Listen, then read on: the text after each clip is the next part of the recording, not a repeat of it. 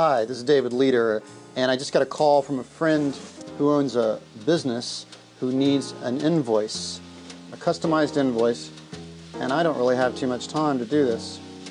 So I'm going to actually I'm going to go for invoice, I'm going to go for MS Word, Microsoft Word Custom Invoice Template in Google, and I'm going to look for, let's actually take that out, look for the Microsoft website. I'm not a big Microsoft fan. Here we go, Invoices Templates from Microsoft.com. But Microsoft has a way that their customers can upload stuff, and you see these are all templates. There's thousands of templates that Microsoft customers have uploaded. And yeah, the Microsoft customers are usually a lot smarter than Microsoft employees, so they do good work. And here we have a template, all sorts of beautiful templates.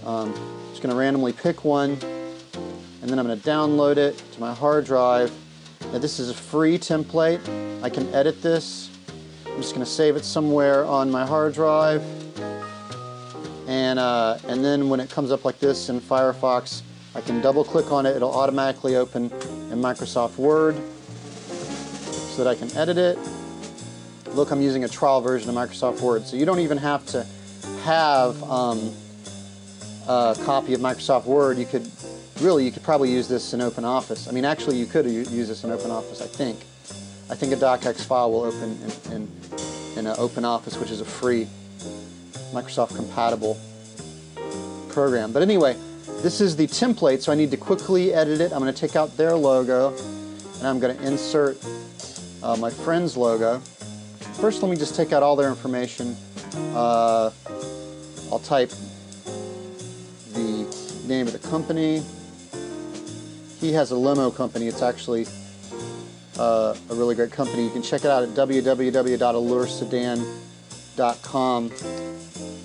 And he has a YouTube channel too by that same name. Company slogan, I don't really know, but you can just put anything here. Reliable, affordable,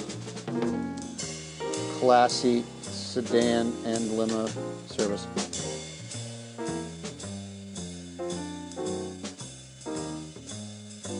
But you know, this to part here, you can just delete that. That's where you're going to put who it's to. And what I'm doing is I'm going to save this as a template that my friend can edit, and that's what you should do too. You want to be able to customize it for your own purposes very quickly. This is where his street address and information would go. I don't have his street address really, so what I'm going to do is we're just going to do this. Yeah, and then his email. Okay, so if you put all your information in here, you're almost done. It's really very simple. I am going to put phone at the beginning of this because that's kind of classy. And this address, city, state, and zip here, he's just going to have to fill it in because I don't know what his address is. And now down here, this is a problem. It goes off to the second page. So what you do is you hover over any element that you think you can make smaller. Sometimes you can't just press backspace and expect it to slide up.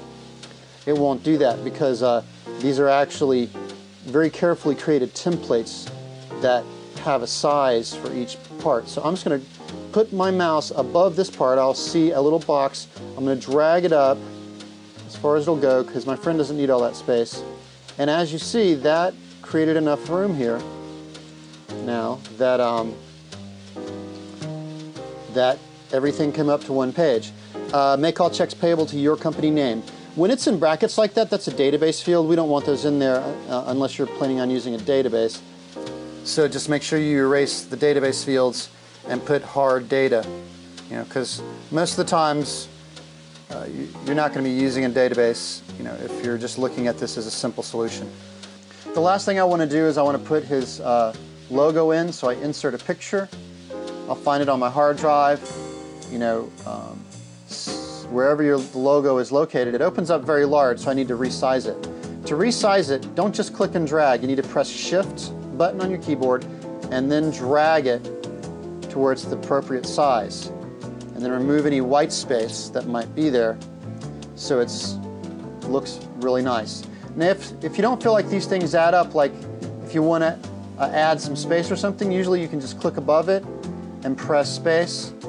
You can also just click on these boxes that pop up.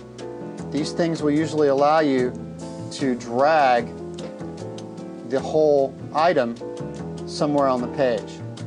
You just got to be careful that you don't completely throw off the invoice while you're doing it. So I like the way that looks, and it should be, the proportions should be about right. Now I think I'm going to come up here and I'm going to click on this. The reason why is that I want to drag this out just a little bit, and if the color gets clipped in the printing, that'll be okay. But it just makes it look a little bit more even. Then I go down to the bottom. You can drag these graphics at the bottom too. Just give them some room at the bottom and make sure the text is as far up as it'll go so it has a nice tight look. And the invoice is done. Now save it as a Microsoft Word 97 file. Do not save it in the most recent versions because it will not open if you do that. Let's say that the person you're sending the template to has Word 97. They need to be able to open it in Word 97. Also, this will now open up in OpenOffice, which is a Microsoft compatible free program. So, so now that I've saved it in Word 97, whoever uses this, they're using a template. So they need to come in and they will put in their invoice number, their date, they'll type it in, who it's to. My friend, of course, needs to put his address, city, and state. Ship to, you change the price, and then you save it as a PDF file. Why do you save it as a PDF file? Because PDF files cannot be changed. When you send this to somebody to get money from them, you don't want them coming in and typing 450 or changing the amount of money that you put in there. So you don't send it as a Word document.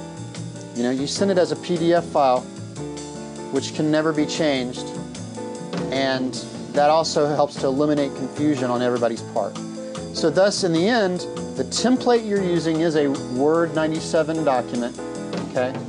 But what you're sending to people ultimately is going to be a PDF.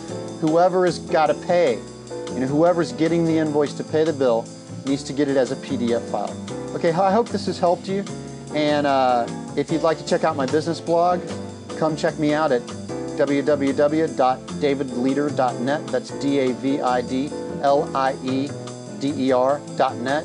Google me. You can also find some great offline marketing tips. If you're into offline marketing, that just means, you know, you're selling business services. You're selling services to local business. It's a great way to make some extra money. Go to offlinemarketingsuccesscenter.com and check out what I've got. I've got a great members area there and a lot of courses and things like that. All right, thanks a lot for listening. I'm David Lieder. So long.